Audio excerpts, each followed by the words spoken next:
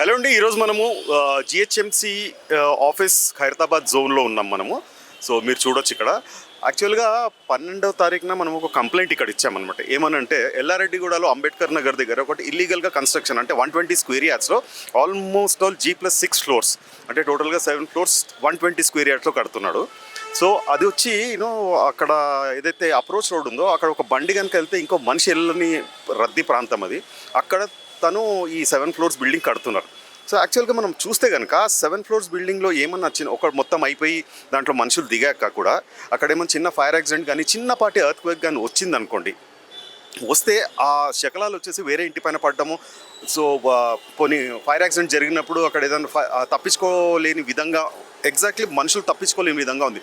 Set back అంటూ లేదు. 120 square yards set back అంటూ ఏముంటుందో తెలియదు అది నేను చూశాను. So I was shocked. So ఇక్కడ ఈ కంప్లైంట్ అని చెప్పేసి మనము ఈ కంప్లైంట్ ఇచ్చాం మనం. This complaint was given on 12th August 2025. So deputy commissioner గారికి, ఏసీపీ గారికి ఇచ్చాము. సో ఈరోజు మనం ఈ కంప్లైంట్ గురించి తెలుసుకుందాం అని చెప్పేసి ఇక్కడికి వచ్చాము.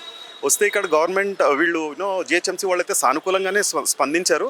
ఇంకో విషయం ఏంటంటే ఏప్రిల్ మంత్లో 2025 ఏప్రిల్ 3rd తనకు వచ్చే ఎవరైతే బిల్డర్ అండ్ ఓనర్ ఉన్నారో వీళ్ళిద్దరు సపరేట్. ఆ బిల్డర్ అండ్ ఓనర్కి వీళ్ళు నోటీసులు కూడా పంపించారు.